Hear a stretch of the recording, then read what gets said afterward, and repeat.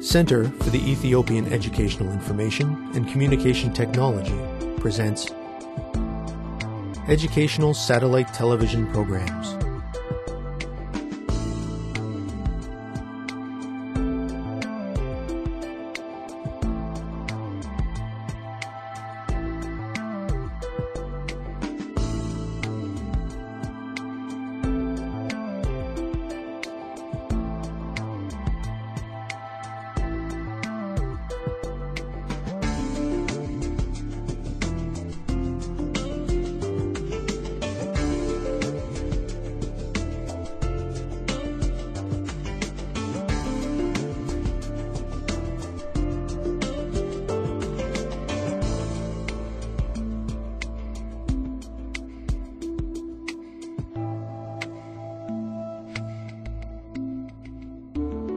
Hello, teacher.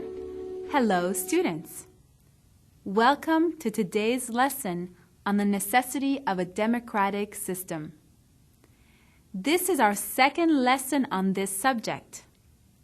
Last time, we discussed the importance of democracy by listing the benefits that citizens enjoy with a democratic system. We learned about the meaning of constitutionalism and talked about its significance. In this lesson, we will continue to talk about democracy. We will focus on the difference between direct and representative democracy. We will also learn the difference between parliamentary and presidential democracy. I think this will be a very interesting lesson. Students, I am eager to get started. Let us begin with an activity to test how much you remember from previous grades. Students, please take out a piece of paper and a writing utensil. Write down the definitions of direct and indirect democracy. Do your best, students. I will see you again soon. Students, let's get ready. Begin.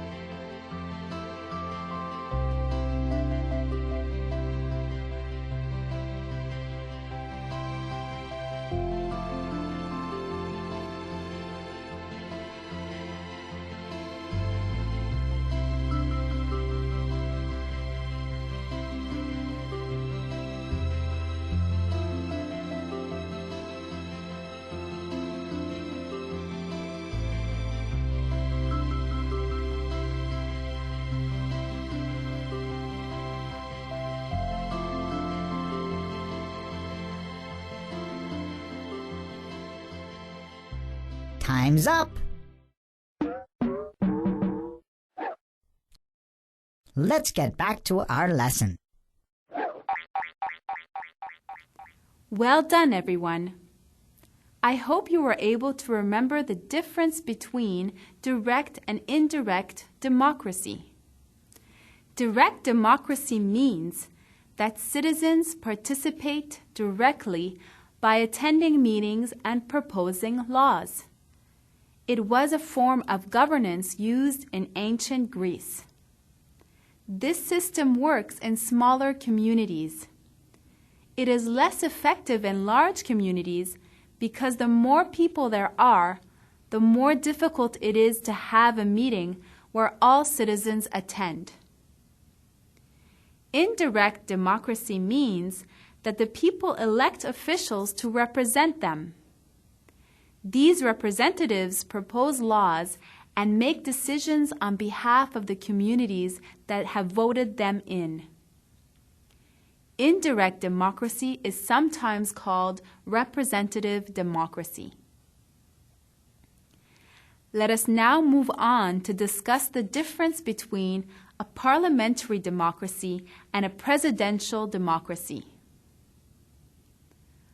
Parliamentary democracies exist in Britain, Israel, and India.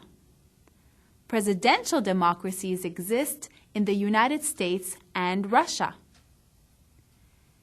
In a parliamentary democracy, members of parliament are elected by the people in their geographical area. This geographical area, represented by one member of parliament, is called a constituency. The political party with the highest number of voted-in members of parliament runs the government. Each political party appoints its leader to be a member of parliament. The leader of the ruling party is the prime minister. The members of parliament vote on proposed laws and policies to govern the country. Usually, members of parliament will vote according to their party's policy. Sometimes, however, they vote according to their conscience. At times, they will also vote according to the needs of their constituency. This is because they are representatives of the people in their constituency, and it is important for them to act accordingly. Parliamentary systems are characterized by the entwining of the legislative and the executive branches of government. The legislative branch is responsible for enacting laws, while the executive branch is responsible for implementing laws. In a parliamentary system, there are checks and balances. The executive branch is fused with and dependent upon the legislative branch. Presidential democracies are run differently. In the presidential system, the president is elected in a process that is separate from the election of the Senate and the House of Representatives. In this system, the executive branch of government exists separately from the legislative branch. The president has a fixed term of office. Elections are held at scheduled times.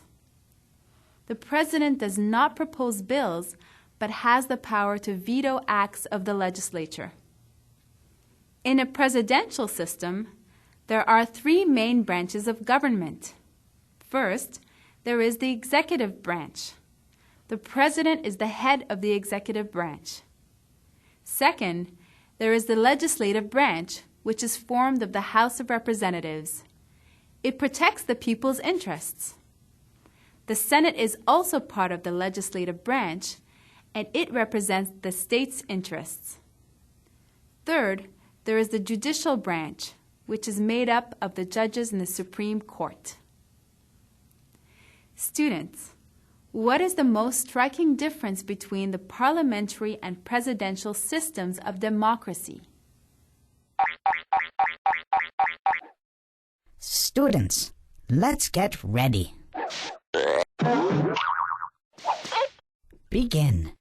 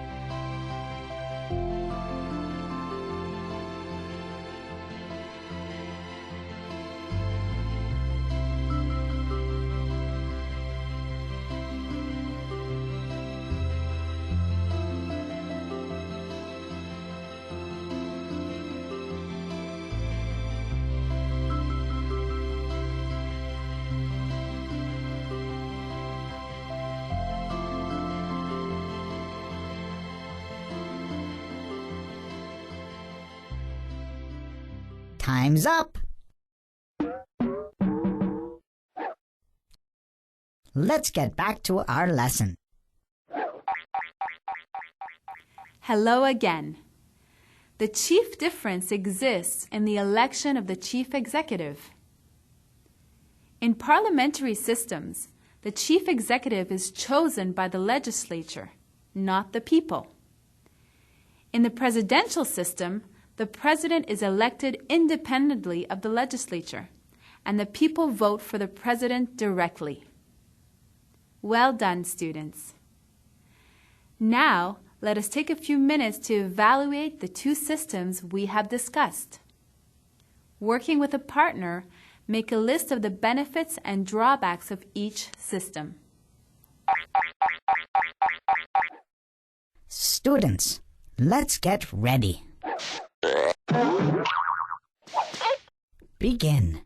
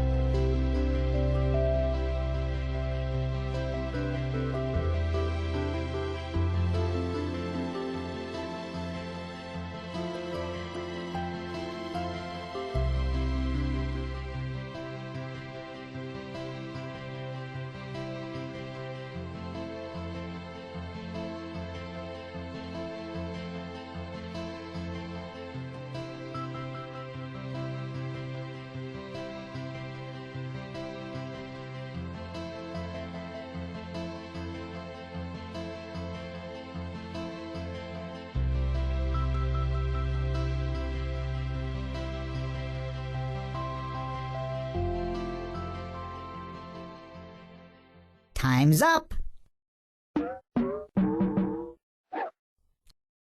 Let's get back to our lesson.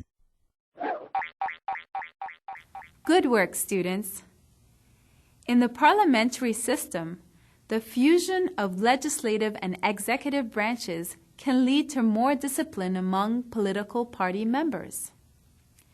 Members of parliament are more likely to vote according to their party's policy than according to their conscience.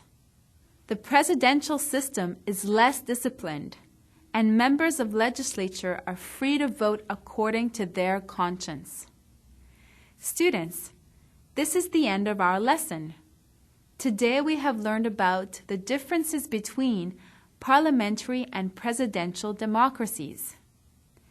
In our next lesson, we will focus on authority and power within a democracy. Until next time, thank you, teacher. Thank you, students.